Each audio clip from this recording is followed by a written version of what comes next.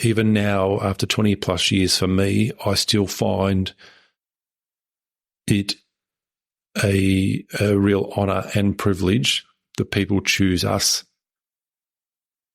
to look after their loved one and ensure that the funeral or the send-off is what they would want. So it is still now a real honour and privilege to look after every funeral we do. Welcome to Don't Be Caught Dead, a podcast encouraging open conversations about dying and the death of a loved one. I'm your host, Catherine Ashton, founder of Critical Info, and I'm helping to bring your stories of death back to life. Because while you may not be ready to die, at least you can be prepared. Don't Be Caught Dead acknowledges the lands of the Kulin Nations and recognises their connection to land, sea and community. We pay our respects to their elders, past, present and emerging, and extend that respect to all Aboriginal and Torres Strait Islander and First Nation peoples around the globe. Bradley Lett is a funeral director in the regional city of Sale, Victoria. He and his wife Rachel run Barry and Annette Lett Funeral Directors, a locally owned and operated family business that was established by his parents in 1995.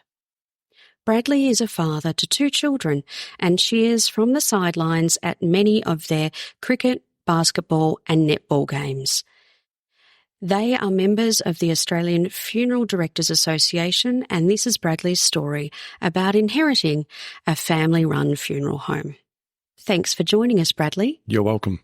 Your website notes that in February 2023, we mourned the loss of Annette Lett after a 2-year battle with cancer.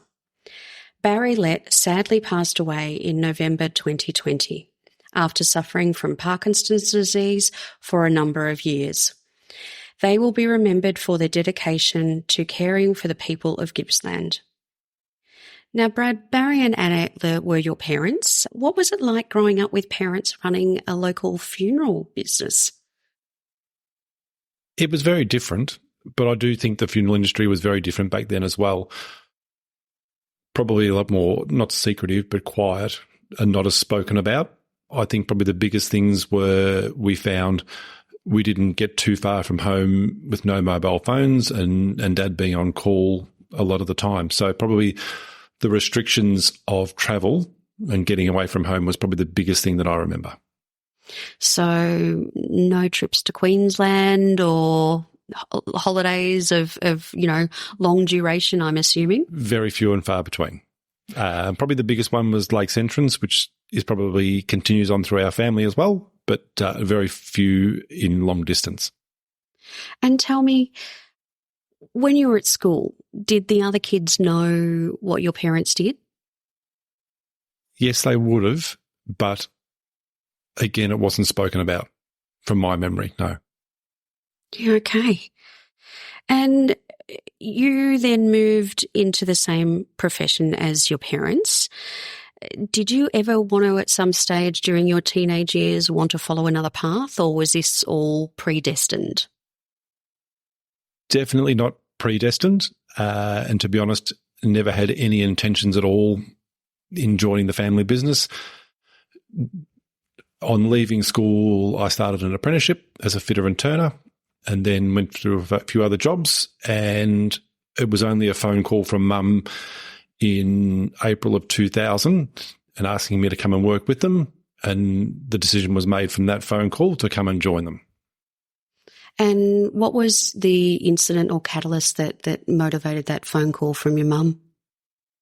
I think for her, it was ensuring that it continued to be a family business. And I thought she liked the idea of that and having Mum, Dad and I together. And what was it that do you think that was the thing that she wanted to keep together and keep moving on within the family? What do you think she valued about running the funeral home? I think for both Mum and Dad, the biggest thing for them was giving, I'll say, good service to the community And I think importantly for her, it was for our family, knowing families that we were dealing with and just that connection between families.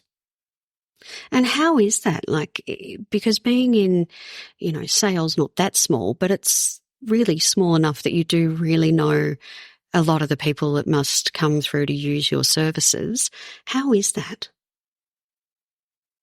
It's tough in that it's close to home sometimes, but it's also nice in knowing the people that you're dealing with and making sure that you can do everything possible to arrange a funeral that is in with their wishes. So it certainly is almost a double-edged sword, but overall I think it's a nice thing knowing people that walk through the door. And yes, we do know lots of families that we do deal with.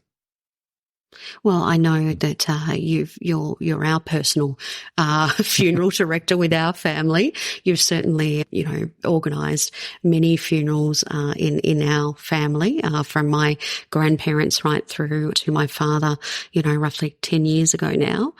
And what is the qualities that you think that a local funeral home brings to a community?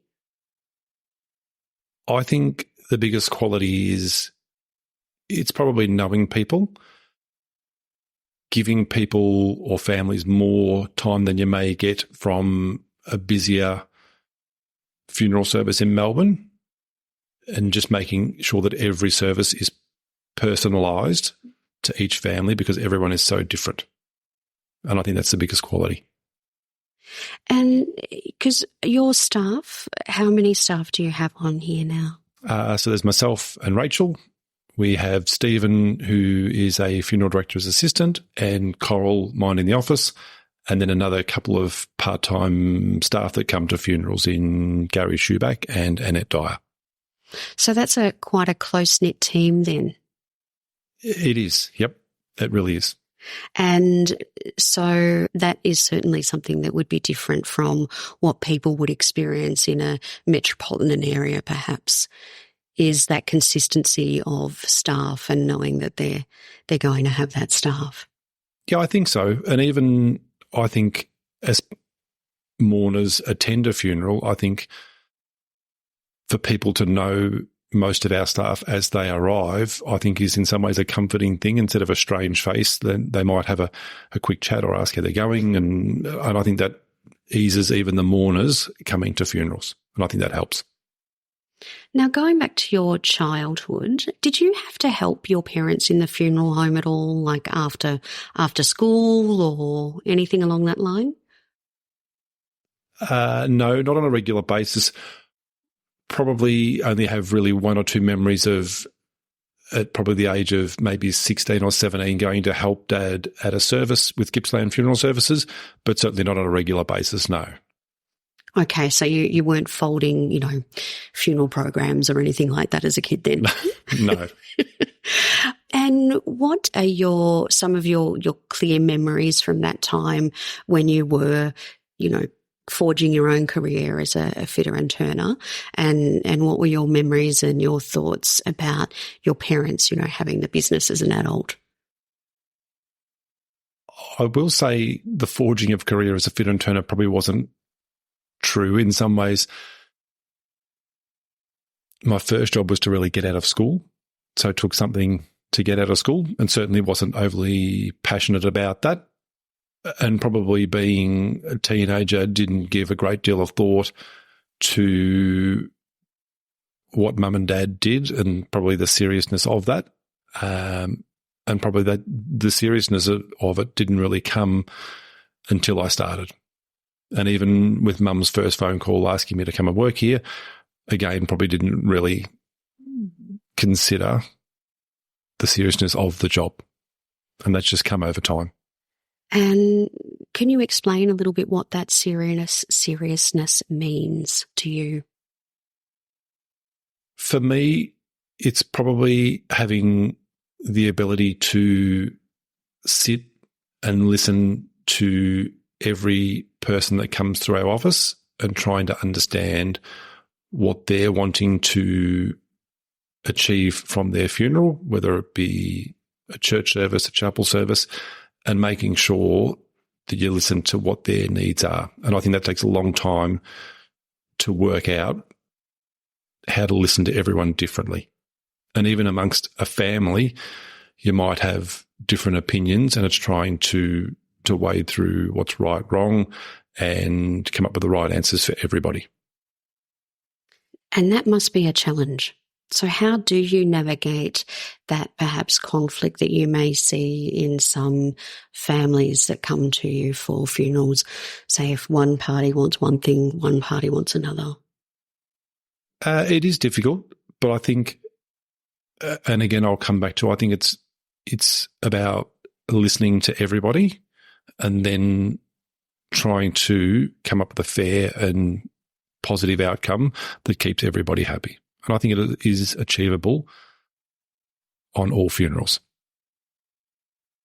Could you give an example? Obviously not mentioning any names, but is there any example that comes to mind where there might have been perhaps some sort of, minor conflict or difference of opinion within a family that you've helped resolve and come to a positive outcome? Probably a family that had a difference in thoughts between burial and cremation was probably the biggest one that I can remember. Yeah, that is quite the difference of opinion on those two. Yeah, it was significant, yes. Yeah. And can I ask what the outcome was? The family chose for cremation in the end. Yeah, okay. And obviously, between the two siblings, it was really them working out the best way forward, and did take a little while to sort that out. And was that because there was no knowledge of the deceased's wishes? Yes. And I think that comes back to overall a big portion of society that don't feel comfortable in talking about funerals. And I think that's something we can certainly get better at. And in your experience and opinion, how do you think that we could possibly get better at talking about death, Brad?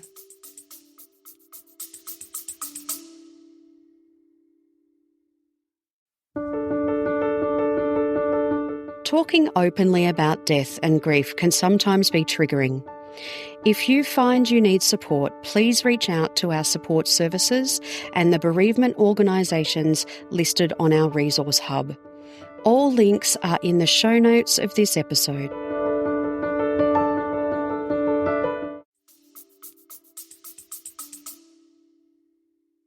I don't know how we will get better. And it might not be openly, it might be just people at home making notes of their wishes, and again, I think making notes of your life story is certainly a good thing for families to have at the time of someone's passing in preparing eulogies and tributes, etc. So I don't know how to make society get better, but I think it certainly needs to happen. And tell me, when your mum made that phone call to you about, can you come and join the business, Bradley? And obviously as they became ill, was there a clear sort of succession plan that they gave to you about how they wanted the business run? Or is this just something that you naturally learnt over the period of time of working with them? There probably wasn't a clear spoken succession plan, but I will say in my first 5 to 10 years of working here, probably Mum more so than Dad was very hard on me in instilling the things that she felt were important within the job, and probably having that drilled into me has naturally followed through in a succession plan, I'd say. And what were some of those things that Annette drilled into you? It's funny, I'll come back to the same things. It's listening to people, giving your time, and and making sure that every little detail is taken care of. That's probably all the small things that are important. And what do you think are the small things in a funeral service that matter? It could be things like quite simply, you might have an item sitting on top of the coffin beside the flowers that was special to that person, or a photo, or just little things that really personalise a service. Might be someone singing or families doing reading. So it's looking through the whole service and making sure that every little piece makes sense to that person and that family. And are there questions that you ask the family when they come to you that help to personalise that service? There are a few, but I will say again, the second step in arrangements is meeting with either a celebrant or a minister, and that probably picks up more of those bits and pieces as well. But there's certainly questions that I'll ask about flowers on top of the coffin, any particular sorts, colours, any items to sit on top of the coffin, those sorts of things. So just asking little questions. We had a service in the last 12 months where a lady was quite crafty. So we had a display of quilts, teddy bears, prints, things that she'd made in the chapel, again, which made it really personalised. And how does that relationship work with the funeral celebrants and the minister or priest that it will be responsible for the service? So at the time of making arrangements, my question to a family is whether they want the service to be of a religious or a non-religious nature. Once they make that decision, as part of our job, we will then contact either the celebrant or minister and arrange a meeting between the family and celebrant or minister to take the next step in working through all the service details. And what are the sort of the things that they cover that you don't cover? So in some ways they're both very, very similar. So they will work through discussing with families what music they'd like to play in regards to eulogies and tributes, who would like to speak, doing that. And again, with celebrants, they'll offer, I'll say, the service of perhaps writing the eulogy for the family and also delivering it, any particular readings, those sorts of things. So they'll help put together the content of the service in either the chapel or the church. And then picking up after the service, what happens with your responsibility or role after the service is completed? So following the service, and probably it's Coral's position more than mine at the moment, we will contact the family to discuss, obviously with cremation, their wishes in placing ashes, taking them home, by purchasing an urn, with the cemetery, doing a plaque, and finalise all those things. So we certainly follow up with families afterwards, probably a week to 2 weeks after the funeral, just to make sure they're going okay and help finalise those last few things. And that the service itself is completed with the funeral celebrant. Yep. So you're the one that organises the transport of the body to the crematorium or the cemetery? Yep. So on the day of the funeral, we have our hearse there. And again, family traditionally would be involved in carrying a coffin out, placing in the hearse, and then we then move either to the crematorium, which is based at Traralgon, or to cemeteries, obviously Sale here or Maffra, but probably the other two closest local cemeteries. And would you mind talking me through the process if someone hasn't experienced a burial before at a cemetery, what's involved in that? So probably the first thing with a burial is once we arrive at the cemetery, we would have family and friends involved in carrying the coffin from the hearse to the grave. The grave is always set up with a mechanical lowering device, so the family then place the coffin on top of those straps. The minister or celebrant will then work through traditionally a quite short service there at the cemetery, and then the final part would be the lowering of the coffin, And then again, we then have either petals or gum leaves, those sorts of things, for families to come forward and place on the coffin before leaving and making their way to their wake. And if someone has chosen to be cremated, what happens normally at the end of a service on the day of the funeral? Given that the crematorium is based in Traralgon, most families don't attend to the cremation. So if we were to have a chapel service here in Sale, the family would be involved in carrying the coffin out to place in the hearse. We may then have a guard of honour. The hearse would drive through that guard of honour and then make its way to Traralgon unattended by family. And you're referring to chapel. Is that a religious chapel, or what is that referring to? So we have a chapel which is up in Marley Street. It's a Delbridge Funeral Chapel.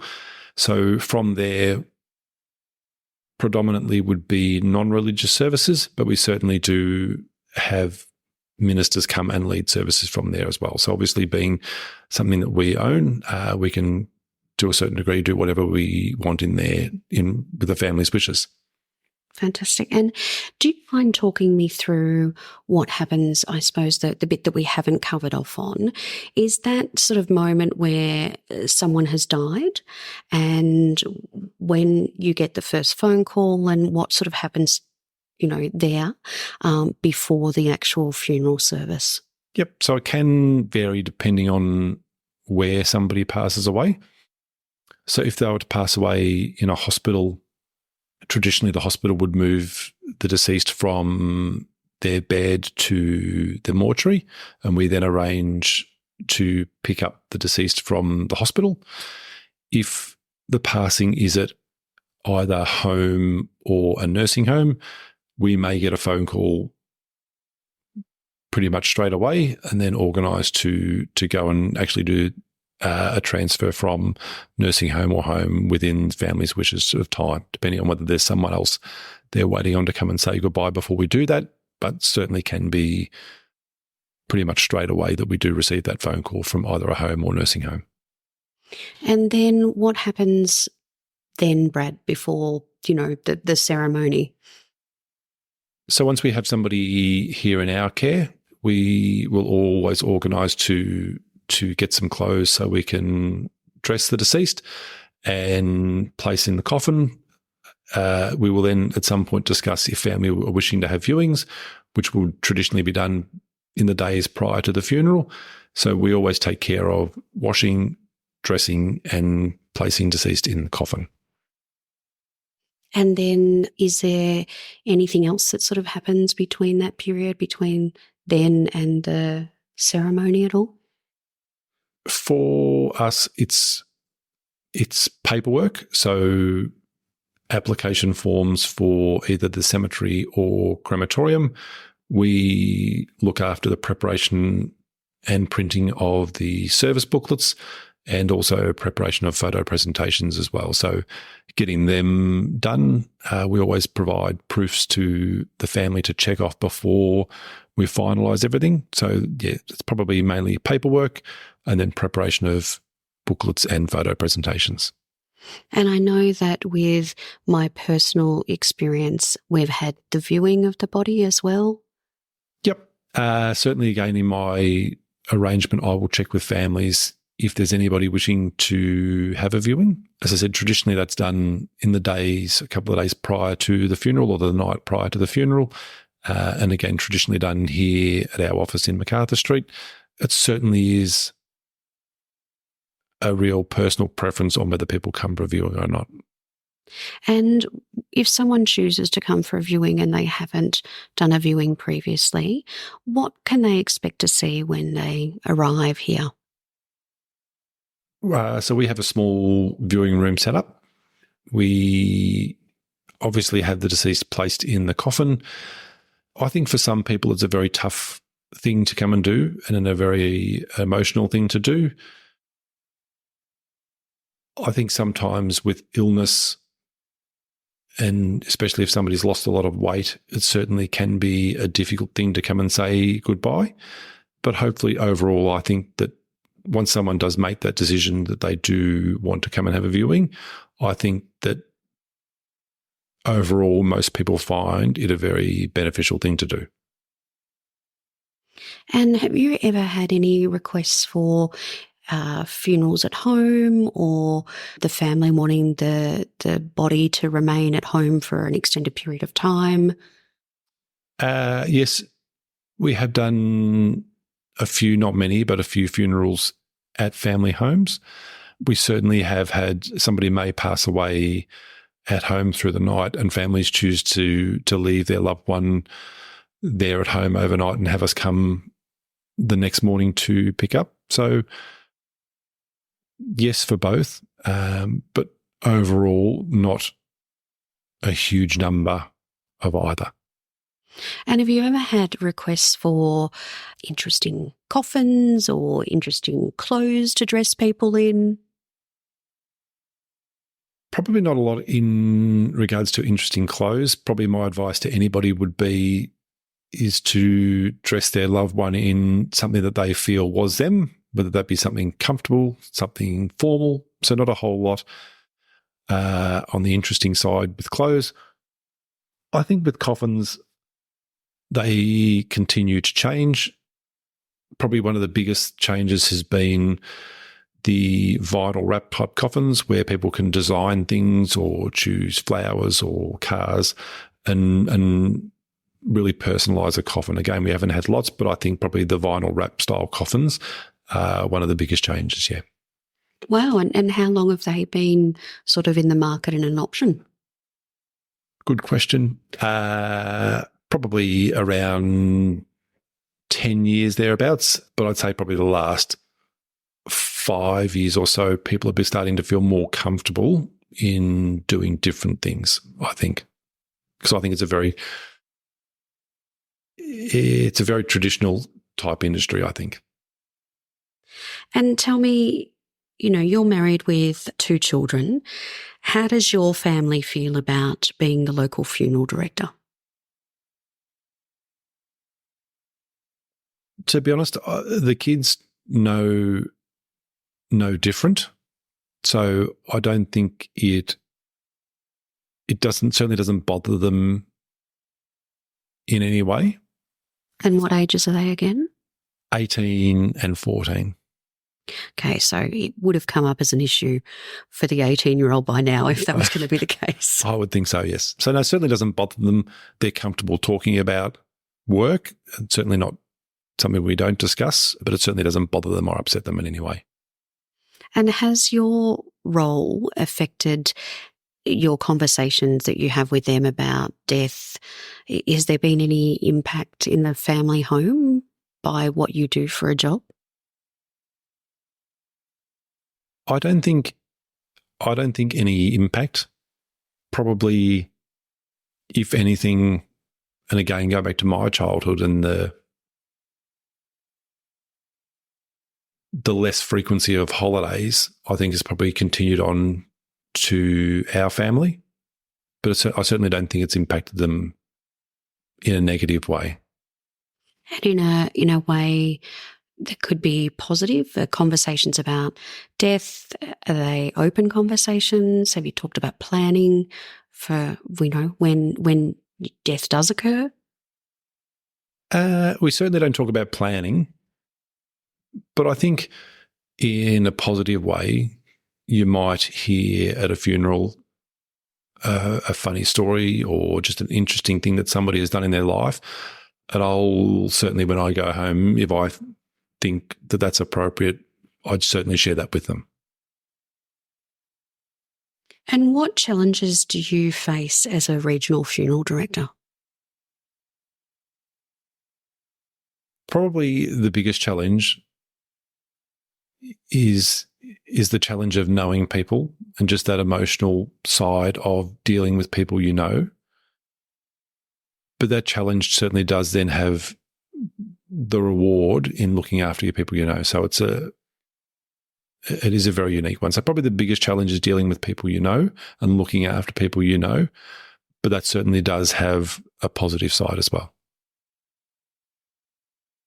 And we've touched a little bit, obviously, on the conversations you've had in your own family, but prior to being involved in the business and when you were growing up, when did you have conversations about your parents, about their death and dying? What was the kitchen table conversations in the Lett household? It certainly wasn't funeral-based conversations.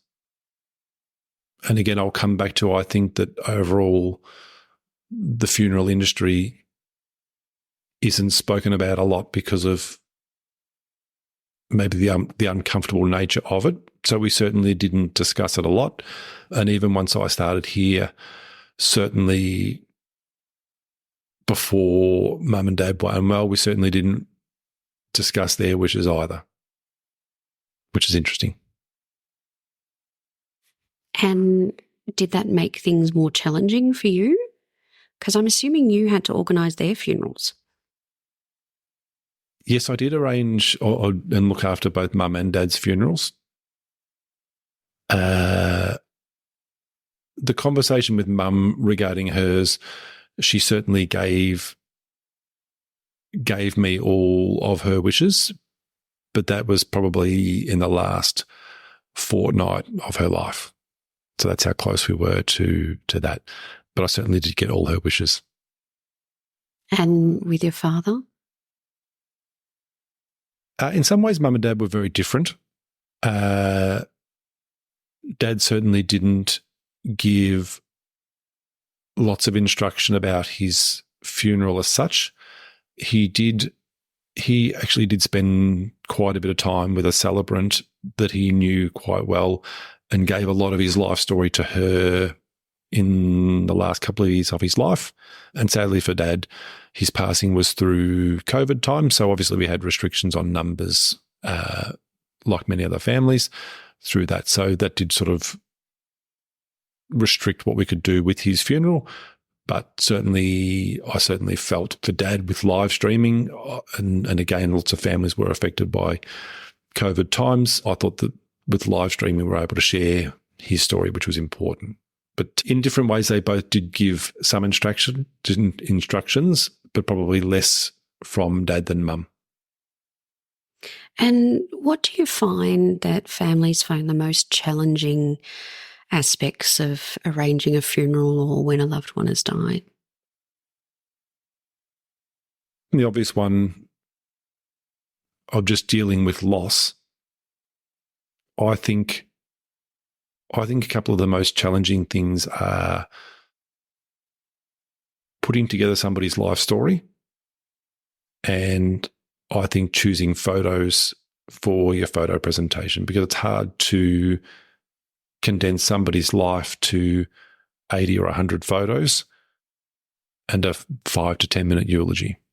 And I think also with the eulogy, at the time of loss, sometimes it's very hard to remember all those little stories or dates when they went to school or things that they did, because I think just naturally you're not functioning correctly.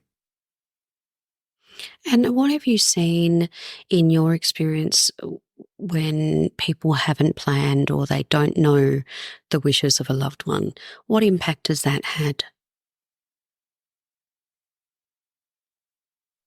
I think it can have a small impact, but I'd hope that after my meeting and making those arrangements, we can work through what the right decisions are, point them in the right direction with almost a list of things that they will need to do, and then I think we're right.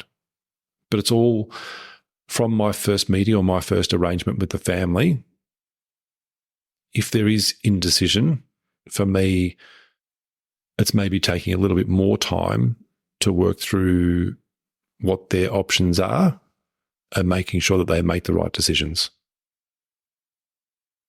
And from your personal experience, how do you suggest people can support someone who has just had a loved one die? For me, I think being yourself is important. And I think to a certain degree, maintaining the same sort of friendship is important as well. Because I think sometimes when you're going through loss, just being normal for a while can be a good thing, because it's very tough to lose someone. So I think maintaining your same friendship and the person you are, just keeping that is important. Has there been any incidents where it's actually influenced your thoughts on death? Probably.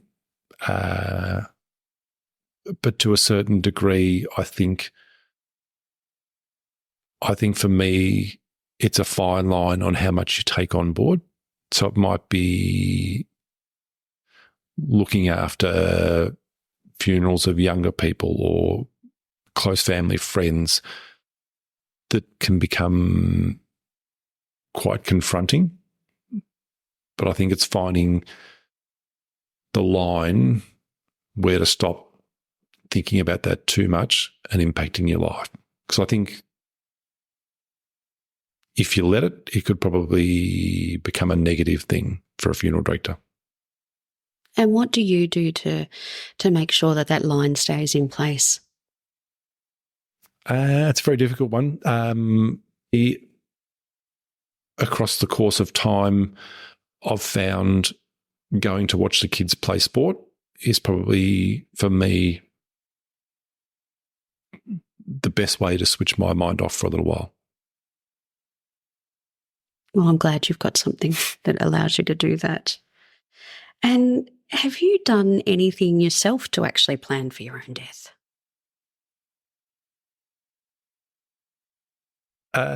No. No is the short answer. It's okay, Bradley. You're not the only one. No, I haven't. Given your personal experience, is there any advice or encouragement you'd like to share with others? In contradiction to what I've just said about myself, I think planning is important. I think it's helpful for families to know choices between burial or cremation, where leaving notes on your life story could be done. I think that's helpful. So I think probably planning is the best thing that people can do. You know I'm going to ask this question. So, given everything we've just discussed, what do you think is the one thing that stopped you from planning for your own death?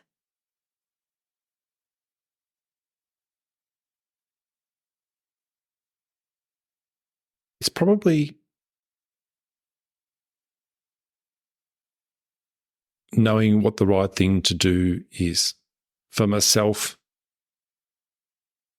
I would probably say it's knowing whether to have a service. I find myself, I'm a very private person and probably don't like to talk about myself. Certainly don't like my photos taken, those sorts of things. So I find, for me, the thought of somebody talking about me and looking at photos of my life doesn't feel quite right for me. But that probably just doesn't fit the right mold in helping others to grieve. That was going to be my next question. Given that, with what you see, the role of ritual and ceremony plays in the grieving process, do you think a funeral or a service is an important part of the grieving process?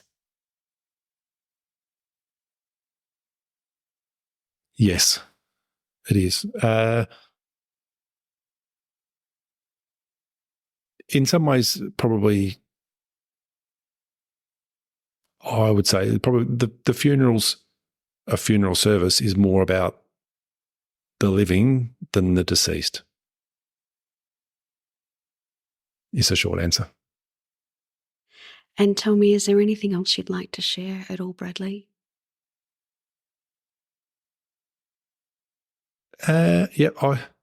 Overall, even now, after 20 plus years for me, I still find it a real honour and privilege that people choose us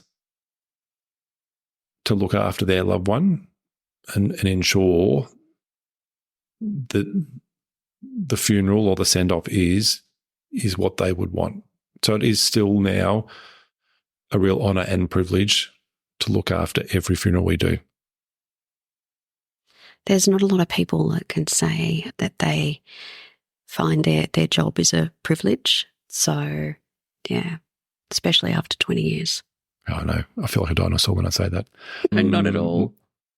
Yeah, it is.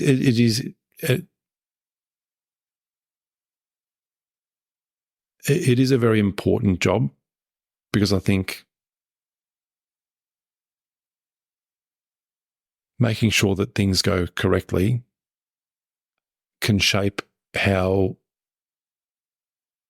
people move forward with their lives after a loss. So I think it is important making sure that things are done right in helping people to move forward in a positive way. Thank you so much for sharing with us today, Bradley. I really appreciate it. I think that's a good spot to end on. Lovely. Very good. Thank you. Thank you, Bradley. We hope you enjoyed today's episode of Don't Be Caught Dead, brought to you by Critical Info. If you liked the episode, learnt something new, or were touched by a story you heard, we'd love for you to let us know. Send us an email, even tell your friends. Subscribe so you don't miss out on new episodes. If you can spare a few moments, please rate and review us as it helps other people to find the show.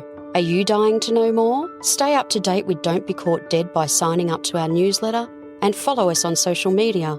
Head to don'tbecaught.dead.com for more information and loads of resources.